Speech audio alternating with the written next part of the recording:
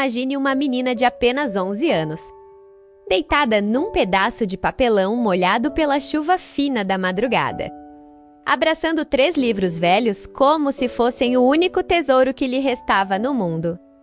O cabelo em São Paulo, o barulho dos carros passando rápido, as luzes vermelhas dos sinais refletindo nas poças e ali, no meio da avenida mais fria da cidade. Uma criança dormindo com a cabeça apoiada num exemplar todo rabiscado de O Pequeno Príncipe. As pessoas passavam. Algumas olhavam com pena, outras desviavam o olhar com pressa, mas ninguém parava, ninguém.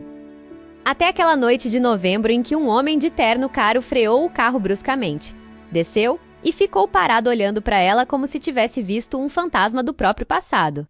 O nome dela era Ana Luísa, mas todo mundo na rua a chamava apenas de a menina dos livros. Porque era isso que ela fazia, enquanto as outras crianças pediam esmola ou vendiam bala. Ana sentava no malfio com uma caixa de papelão cheia de livros usados que ela mesma catava no lixo das faculdades. Ela limpava cada um com a manga da blusa rasgada. Colocava um preço de R$2 na capa com canetinha e ficava ali, horas e horas, lendo em voz alta para quem quisesse ouvir. A voz dela era doce, limpa, parecia que não pertencia àquele lugar. As pessoas paravam um segundo, sorriam sem querer, jogavam uma moeda, às vezes compravam um livro só para ajudar. Mas ninguém nunca perguntava por que uma criança tão nova estava ali sozinha à noite. A verdade era mais pesada do que qualquer um imaginava. A mãe dela, Dona Clara, tinha sido professora de literatura numa escola pública no interior de Minas Gerais. Era dela que Ana herdara o amor pelas palavras. As duas viviam numa casinha simples, cheia de livros do chão até o teto, até que um dia o câncer chegou sem bater na porta. Primeiro foram as dores nas costas, depois o diagnóstico, depois as contas do hospital que engoliram tudo, a casa, as economias, a dignidade.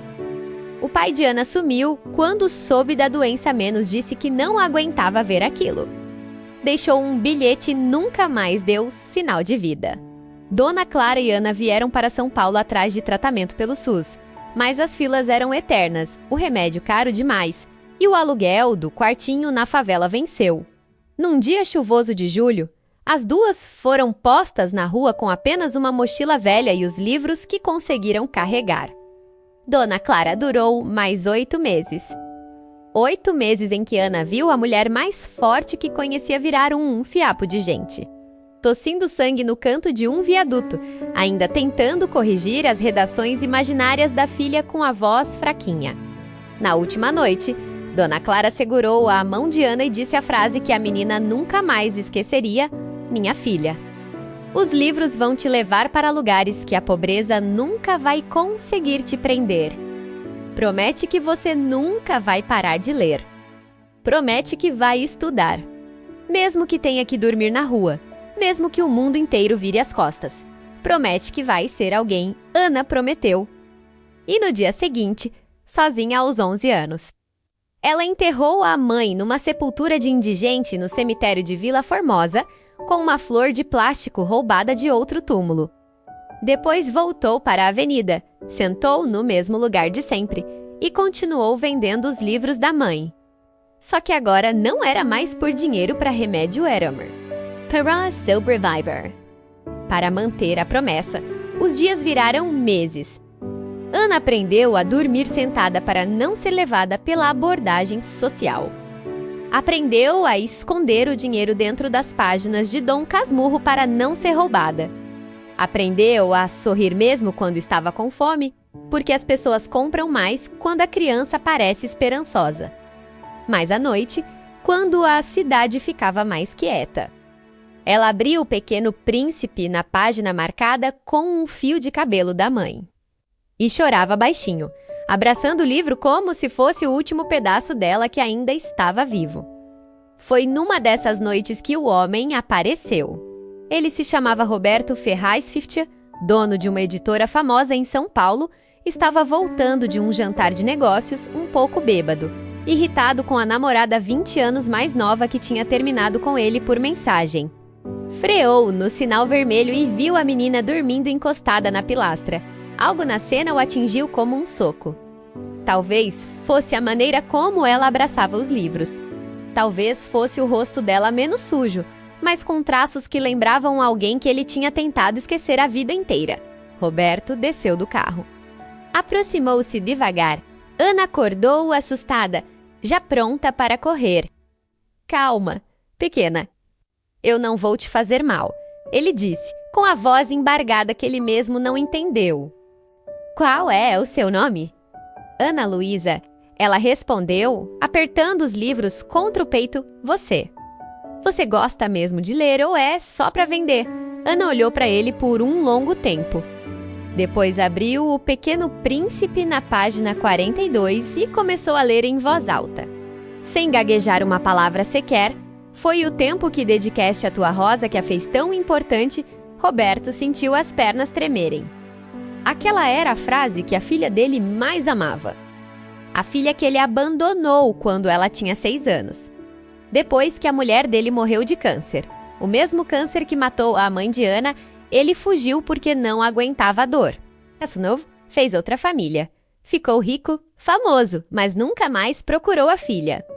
A filha que, pela última notícia que teve, estava morando na rua. Ana, ele sussurrou, com lágrimas escorrendo sem controle. Você já ouviu falar de uma menina chamada Letícia Ferraz? Ana franziu a testa. Ouvi. Ela vende livro perto da Paulista. Dizem que ficou sozinha depois que a mãe morreu. Todo mundo na rua conhece a história dela. Por quê? Roberto caiu de joelhos na calçada suja. Porque a menina dos livros era a filha dele. A filha que ele abandonou há 5 anos, que ele achava que estava com os avós, que ele nunca procurou porque tinha vergonha demais. A menina que cresceu na rua carregando os livros da mãe morta, exatamente como ele estava vendo agora Ana. Eu sou seu pai? O silêncio que veio depois foi o mais pesado da vida dos dois. Ana começou a rir. Uma risada nervosa, quebrada, cheia de dor. Meu pai sumiu quando minha mãe adoeceu. Ele nunca voltou. Meu pai é um covarde. Você não pode ser ele, mas Roberto tirou a carteira, mostrou a foto antiga menos ele, a esposa grávida. E uma menininha de colo que era claramente Ana, contou tudo, a fuga. O remorso, a busca que ele nunca teve coragem de fazer. A culpa que o comia vivo todas as noites. Ana Correu. Chorou como nunca tinha chorado na vida. Chorou pela mãe que morreu sozinha. Chorou pelos aniversários sem abraço. Chorou pela infância roubada.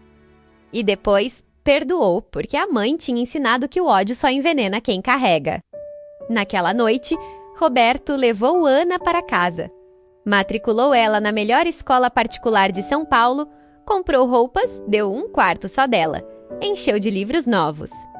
Mas o mais importante, passou a ir à terapia com ela toda semana. Aprendeu a ser pai aos 58 anos. E nisso, virou a melhor aluna da classe. Ganhou bolsa na Universidade de Letras. Publicou o primeiro livro aos 19 anos com o título A Menina dos Livros que Aprendeu a Voar. Hoje, 10 anos depois, Ana Luísa Ferraz é uma das escritoras mais lidas do Brasil. E todo ano, no dia 19 de novembro, o dia em que o pai a encontrou dormindo na rua, ela volta àquela mesma avenida.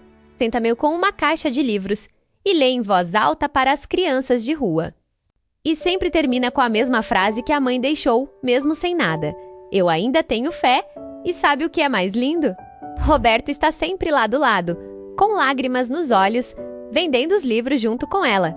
Pai e filha, redimidos, juntos para sempre. Se essa história mexeu com você do jeito que mexeu comigo, deixa aqui nos comentários. Você acredita que o destino sempre dá um jeito de consertar o que a gente quebrou? Já perdoou alguém que não merecia ou que você achava que não merecia?